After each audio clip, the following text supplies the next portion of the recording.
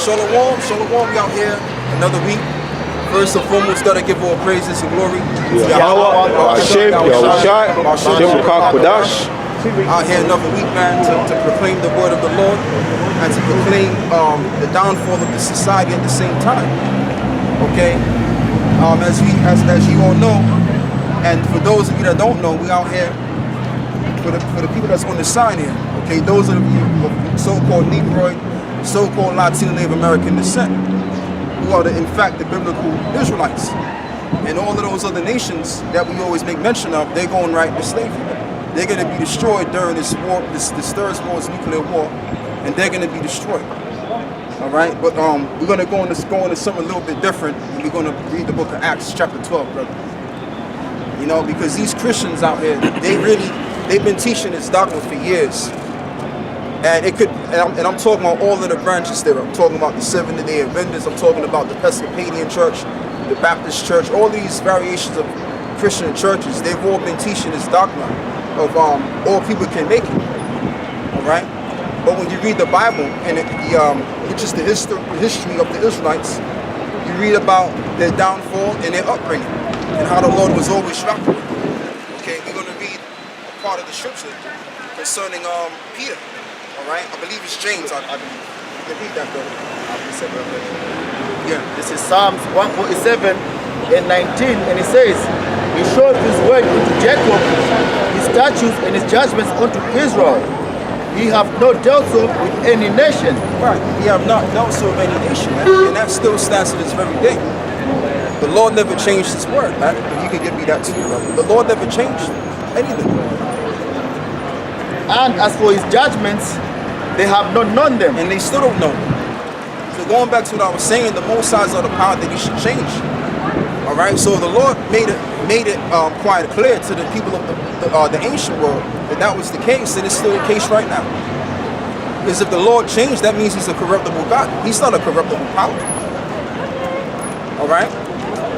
Now, man can say something else and make up something differently and make that to be the stigmatized truth, but it's a lie. All right? But what we're out here to do also is to break down the barriers of lies, as we've been doing for a long time now. Now the truth is coming out. All right? This word is coming out, and people are being aware and witnesses of the truth now. Of the so-called blacks being the Israelites, the so-called Latinos, Native Americans being the Israelites. And everybody else is not a part of that. They're just heathens. Which is the truth of the planet anyway. Okay, it's just a truth that was the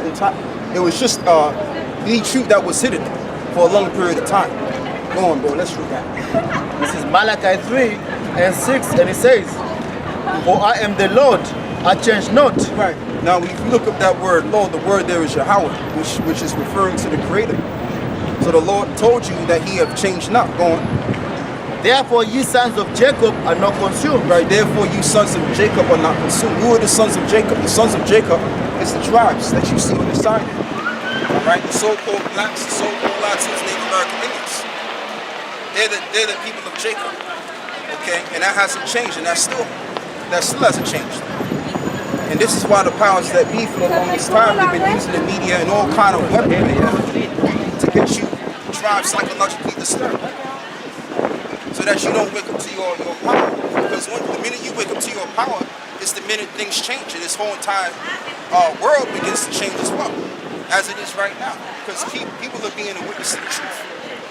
Okay, whether they're Muslims, whether they're Buddhists, whether they're Christians, the truth is getting out now. Okay, we all over the internet. We made a big, major impact on the world. Okay, and it's just going to get better and better. Right, and it's going to get to the point where all of these false preachers and leaders, they're going to be out of business real soon, and they're going to have to get down with the Hebrew lick. Go on, bro. Because you have a lot of, speaking of the Christian churches, you have a lot of people that are leaving the goddamn Christian churches, man. All right, go on. I didn't mean to say goddamn, but it is. Them churches are goddamn because they're not teaching the truth.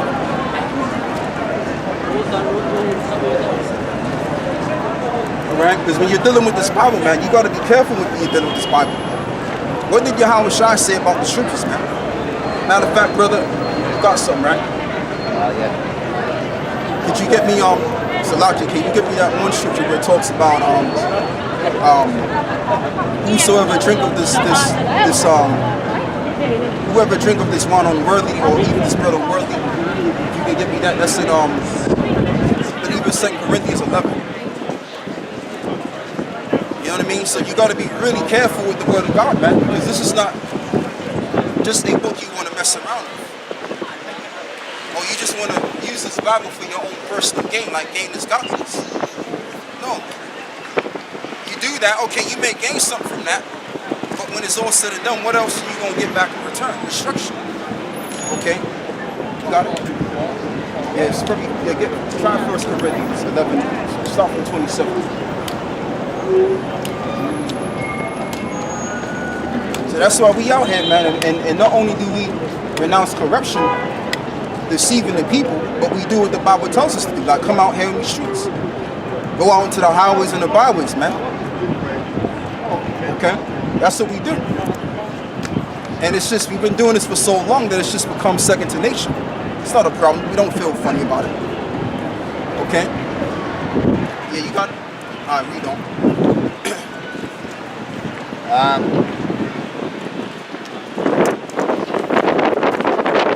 This is 1 Corinthians 11 and 26.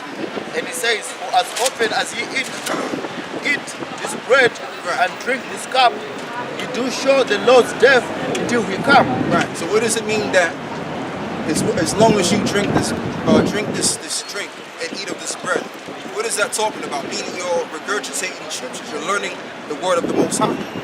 As a whole, that's what it means. Go on. Wherefore whosoever shall eat this bread and drink this cup of the Lord unworthily, Right. shall be guilty of the body and the blood of the Lord. Exactly. In other words, you coming up with vain philosophies. You coming up, as you're learning the scriptures, you coming up with vain breakdowns. You merging one book with this book. You can't do that. Or you teaching another doctrine to deceive people so that you can get money. Right? Nah, man, you can't do that. Because then the Lord is going to require that blood in your house. Go on. It says, but let a man examine himself, and so let him eat of that bread and drink of that cup. Right, so it says, let a man examine himself when he eat and drink of this cup, man. So in other words, when you're bringing out the scriptures and you walk in the scriptures, man, you gotta examine yourself whether you're doing everything correctly. Because when the time comes when you have to meet your maker, you don't want to be found out, man. Right? Because it tells you in the scriptures, when we all die, right, we go before what? The judgment seat. Who's sitting on the judgment seat? Yahweh Shai. So you don't want to go before Yahweh Shai, man, and you remembering what the hell you done did when you was on this earth. Alright? That's all I wanted to bring out. You're going, bro. You got any more, man? It says, for he that eateth and drinketh unworthily, eateth and drinketh damnation to himself, not discerning the Lord's body. Right, not the son of the Lord's body, brother. You can look up that word damnation about Bashar. So that's exactly what you're going to get at the end. It's damned, it's to be damned. It's to be condemned with the Lord. Because see, what we're doing right now, or at times, we condemn people at times, but you don't want the Lord to condemn you. Because when the Lord condemns you, he just puts you to death in the most horrifying way possible. Because, the precept for damnation says judgment. You're going, bro. So the precept for damnation says judgment. Right.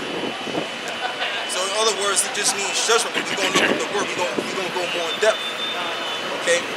Because it's good to look up these words so we can get some more thorough, in-depth understanding of what we're dealing with here. Alright? So this is why you don't want to play with this book right here. The word of the Lord. You don't want to do that. Because when Yahweh Shai comes back, all of these different leaders, so-called leaders of our people, they're going to get found out, man. And they're going to have a sword upside their necks. Okay? Or they might have a missile hit right on their house. Okay? So that's what it's all going to be at the end of the day. Because if the Lord is rocking with these churches and the Catholic Church, how come they blowing up? How come people going on the murdering the people in these churches? That's showing you right that the Lord ain't dealing with them damn churches, man. Right? I'm gonna let this brother. It's, the word before in the Greek is krima. It says a decree, judgment, condemnation of wrong, the decision, whether severe or mild, which one passes on the faults of others. In the forensic sense, the sense of a judge. You read a bit louder, brother, so the camera get it. It says the sense of a judge, the punishment which one is sentenced. Right. Condemnatory sentence, penal judgment sentence. Judgment. Right. So the Lord, He's sitting on the throne, and you're going to get judgment done by using His word. And it's not going to be righteous judgment. It's going to be ill judgment because of your ill dealings with the word of the Lord. That's what it's all going to be. So you don't want to be that guy. Like TD Fix, keep low for your dollar. Who else, man? All Joel of these different Osteen. nutcases out there. Eddie Long. Right, Eddie Longstrokes. All of these characters, man. Go on, man. All right. And these Roman Catholic priests molesting these little boys, man. Altar boys. Turning them inside out and shit. You're going, bro. Read that precept. Yeah, all right. Go back to Acts, the 12th chapter.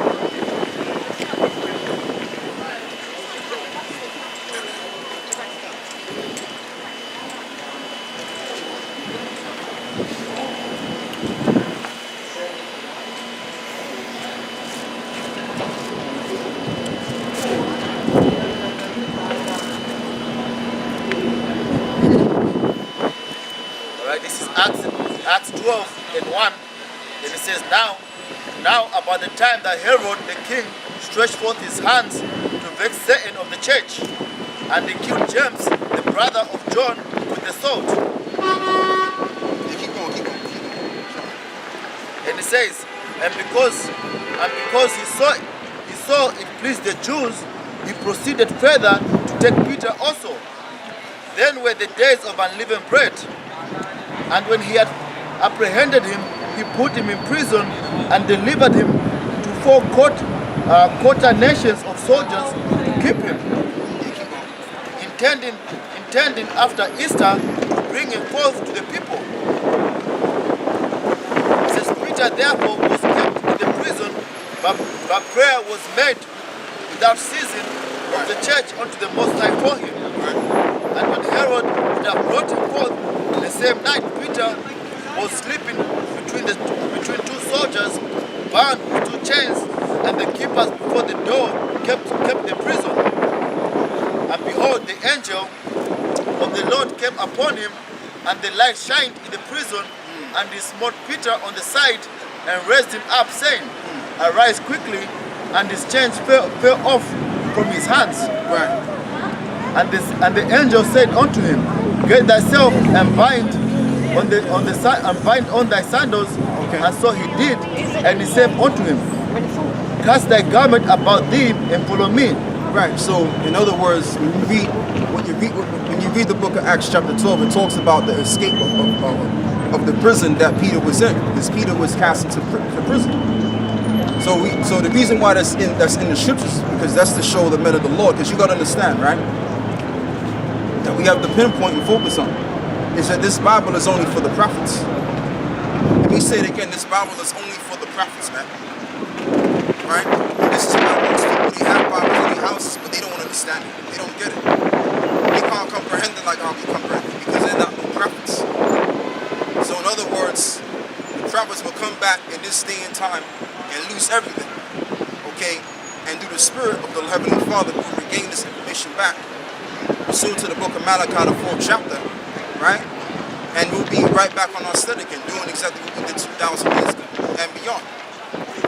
Okay, through our reincarnations. So as we're reading the story of Peter when he was locked up, and then the angel of the Lord came before him to rise him out of prison. Okay, And because guess what? That same similar situation is going to happen to us one day. Some of us are going to be cast into prisons. You can get the precept on that, brother, if you want. And we're going to be tried many days. It says 10 days, but it could be 10. It could be 10 weeks. Okay, or it could be 2 months. We don't know. But somehow, some way, the Lord is going to have it to where we're going to be delivered and saved. Okay, go on, bro. It's Revelation 2 and 10, and it says, "Fear none of these things which thou shalt suffer. Behold, the devil shall cast some of you into prison." All right, so who's the devil? Let's get first things first. Who's the devil? Hold that. Give me Revelation chapter 12. Who is this devil that it's talking about? Because you have the spiritual demon, Satan, which is the devil as well, but you have the physical counterpart of the devil. Yeah, read that. You got it. Well, if you don't take your time. 12 and 12. Yeah. No, not 12 and 12. Give me stop at verse 4. This is Revelation 12 and 4, and it says, "And his tail drew the third part of the Stop stars." at verse 1. This is Revelation 12 and 1, and it says, "And there appeared a great wonder in heaven, a woman clothed with the sun and the moon under his feet, and upon her head a crown of 12 stars. So that's talking about Israel. And she, being with child, cried, travailing in birth, and pain to be delivered. Right, that's talking about us right now. The state of us right now. Go on. And there appeared another wonder in heaven, and behold, a great red dragon, Right, the great red dragon. Keep going. having 7 heads and 10 horns, Right, which represents this entire system, this white supremacist society that we're under right now. Okay? The revival of AKA ancient Rome. Go on. and 7 crowns upon his head. And his tail drew the third part of the stars of heaven, and did cast them to the earth. And the dragon stood before the woman, which was ready to be delivered, Right. for to devour her child as soon as it was born. Okay, go on. And she brought forth a man-child who was to rule all nations with a rod of iron. Right, and that man-child is Yahweh Shai, because he's going to rule. Because he tells you that in Luke 19 and 27. Whosoever don't want me to rule over them, pretty much slay them before me. And also in the book of Daniel chapter 2, it talks about how the Lord will pursue all of these kingdoms. And all those kingdoms are going to serve him. In other words, all of those other nations that had a kingdom, they're going to serve Yahweh Shai. And by that being the case, they're going to serve us, because we're going to be linked with Yahweh Shai. Go on. And it says, It talks about how this red dragon, which is called the devil and Satan. I think so. yeah, Revelation 20. Oh, that was Revelation 20. Okay, you're going. It's Revelation 20 and I thought it was 12. It's a lot. 2, and it says, "And he laid hold on the dragon, Right. that old serpent, which is the Yeah, it devil, was. Right. and set him and bound him 1,000 years." Yeah, so I mean, as we just read about this actual red dragon, which actually symbolizes this society, okay, which in ancient Rome, that was their animalistic spiritual symbol, not symbol, I said symbol. So this red dragon would be bruised or knocked out, and then it would come back all over again for a short period of time, at least a little season. Okay? So really this red dragon represents the so-called white man. But she's really red. It's not white, ain't nothing white about him, he's red. Okay, the different variations of red. Okay, from like a light pink to like a tomato red. Okay? There you have it right there. So the red dragon represents the power structure of the so-called white man, Esau, that the Bible talks about. And it also calls him the devil that the Bible talks about as well. Alright, so now we understand something. Now we're going to keep going on. And they know that they're the devil too. We're not saying anything that's far-fetched and all of that stuff. It's true. Okay, go on, bro. They know it's true. I mean, you got the wicked ones of our people too, and all these other nations, but the wicked is Esau, the Edomites. Okay, go on. So back to Revelation 2 and 9, and it says, and 10, and it says, fear none of those things which thou shalt suffer. Behold, the devil shall cast some of you into prisons, that ye may be tried, and ye shall have tribulation 10 days. Yeah. Be thou faithful unto death, and I will give thee a crown of life. Exactly. So the devil is going to cast us into prison. In other words, the powers, or should I say the military forces, whether it's probably the SWAT team or the police officers or the actual military. Because when Esau declares, martial law on the shores of Great Britain or wherever Jacob's at, mainly within the Western Hemisphere, Esau's going to get busy against Jacob. And that's where that prophecy is going to take place right there. And that's when we're going to be tried. Okay? Just like how Peter and them were tried. We're going to be tried. Alright? The Lord is going to use the devil to take one of us into his prison, his cell. And we're going to be in there for a particular point in time. And the Lord is going to put us through the ringer, so to speak. To see exactly what we're made out of. And we're going to endure and overcome to the end. And that we believe in this truth that he has granted us.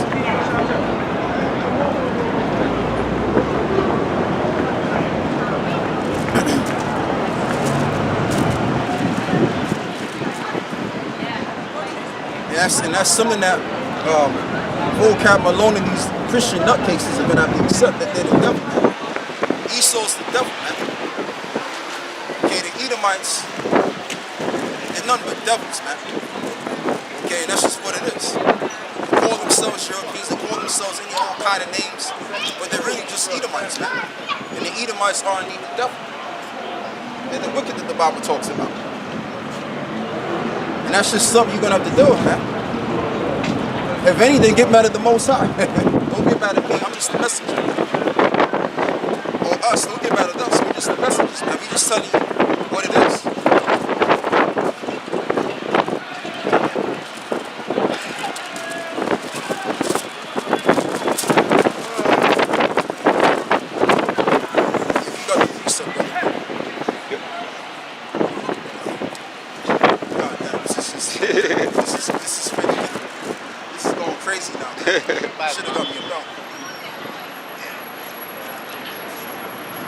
Prince of the air is Satan.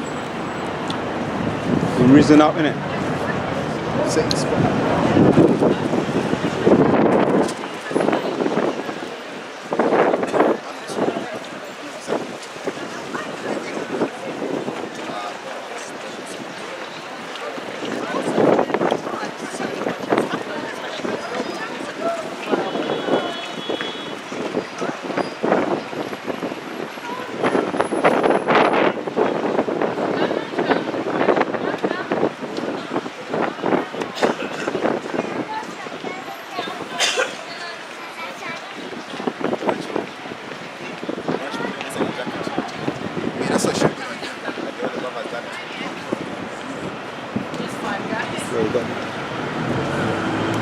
That's why I wear one of these.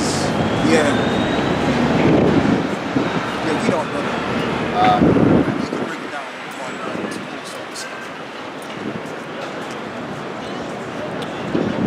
on Yeah, man, pretty much.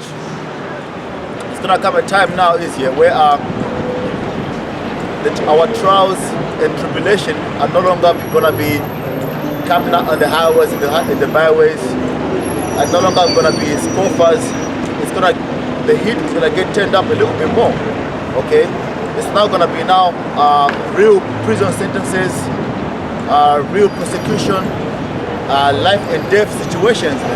Okay, because just like we've got many examples in the scriptures about what the different prophets went about, like the Bible Acts the 2nd chapter, because some of the apostles actually go put to death. Okay, if you read about Herod, when he put the apostle James to death, the other Israelites, the other Jews that were around, they were happy about it. Okay? So when they start calling us different names, terrorist groups and so on and so forth, all the scoffers, like for example, that situation that, what's his name, Bokap Malone brought out concerning the dude that killed his family. He's trying to link that guy with the other Israelite groups. Yeah, okay. Bokap Malone was happy to find such a story, man. He was happy, pretending to be crying on the video and everything, you know. But as far as the world is concerned, they're gonna link all that now. Everybody else that's an Israelite, man. Okay. So the fact that the truth is coming, the truth now is no longer just gonna be you coming out in the cold anymore. It's gonna be a life and death situation, man. That's what we think now. Yeah, you know.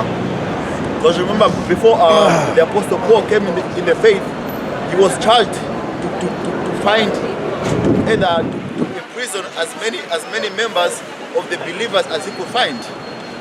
He was literally some he was trying to put to death. Some he was imprisoned. He actually went to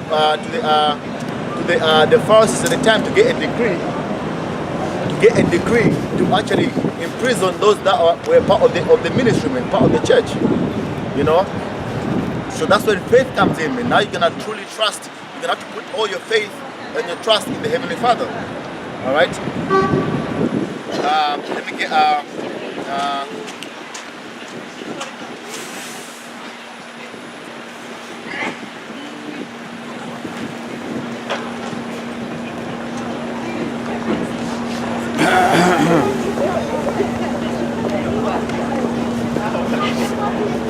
this is Hebrews 11 and 32.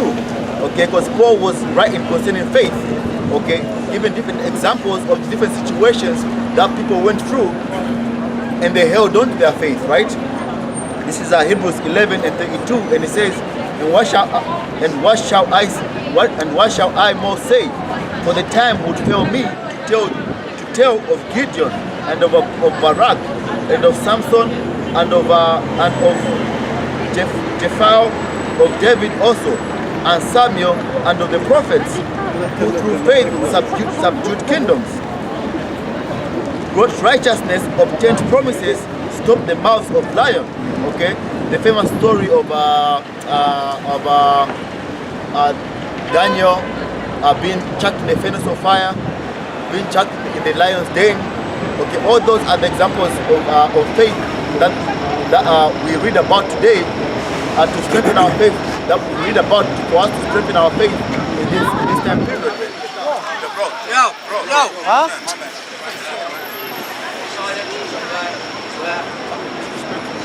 Demons. That's gonna just get physical on somebody. But you know what though, they're just little children, man. That's a child. You know, a lot of these men today are just children, like, man. Like little kids. They need a more attention. They're going, bro. You know? Verse 4, verse 34, quench the violence of fire, escape the edge of the sword, out of weakness were made strong. And today we are weak, and we have not, we literally, can you imagine, all we have is scripture, all we have is Bibles in our hands. Right. But they sent men that are military trained to come after us, man. You know, to the point that even if we did have any type of firepower, it still wouldn't be enough to fight against them. You know, so we are weak at this point. We are weak just now. But again, the Lord shows His power through men that are weak. You know, and He says, out of weakness we're made strong. Out of weakness we're made strong. Wax valiant in fight, turned flight the armies of aliens. Women received their dead raised to life again, and others were tortured, not accepting deliverance, that they might obtain a better resurrection. So you gotta think about when the chip gets offered to you, man. Okay, because you gotta if the time when things get so hard, that whereby Esau starts putting to death anybody that refuses the chip, you gotta think about accepting rather to die for a better assurance than taking something that's carnal, man, as carnal as the chip. You know. So all these things that you learn, you're picking yourself up towards today, the things that you learn today, that's the things that are gonna strengthen you when that time comes. You know, thinking about how the Lord delivered these men in the scriptures, thinking about everything, because this is us building ourselves up. Because for when the real persecution comes, you know, building our faith up for when the real persecution comes. When Jacob's trouble comes, the microchip when it comes, you know, when you don't know how you're gonna eat the next day or that day, okay, you gotta think about Elijah, how Elijah ate, you know. going on, it says, verse 36, and others are trial of a cruel mocking and scourging, yea, moreover of bonds and imprisonment. Okay, so in this time, some of us are gonna get cruel mockings, okay, being tortured, being imprisoned, and you constantly gotta hold on to your faith, man. Okay, because after you go through all that, there's a better promise for it, man. Look at Yahushua, what Yahushua went through. Okay, Yahushua did not just receive the kingdom, man. He had to go through his trials and tribulations. Matter of fact, I don't know if that was the angle that you were going with. To a certain degree. To a certain degree, yeah. But yeah, that's what it's all going to boil down to. It's going to boil down to you having to trust in the Lord rather than, trusting in this world here. Because this world is going to pass away. Right. As you see martial law being played out, what you're seeing is now the actual manifestation of the destruction of this kingdom. So just think of it, if you try to save your life in that situation, all that's going to happen is you're going to fall right along in this sinking ship. Right? It's best to just die for the Lord rather than you dying for this piece of pizza right here, this piece of shit kingdom. Yeah, because remember how Esau lost the kingdom, man. Esau lost the promises in the kingdom so he can eat for one day. Yeah, exactly. He gave away because Esau was the firstborn. By right, Esau was supposed to inherit the things that we're gonna inherit today. Exactly. But that nigga Esau, he lost all that, the promises to eat for one day only, man. He was hungry. He could have waited. He could have fasted that same day. Yeah. He could have waited till another time, man. But now look where he is now. Crying. He knows he gave it up, but then he started crying for it anyway, man. Yeah. And then now they're trying to get it back. They're trying to get it back when they sold it for lunch only, man. Yeah. So it's gonna be the same thing now today. You lose the kingdom or salvation for you to eat for one day. Exactly. You get the chip now. How do you know you're still gonna eat tomorrow, man? Exactly. Hey, those missiles might come in the sooner time or later. You get miss out right there.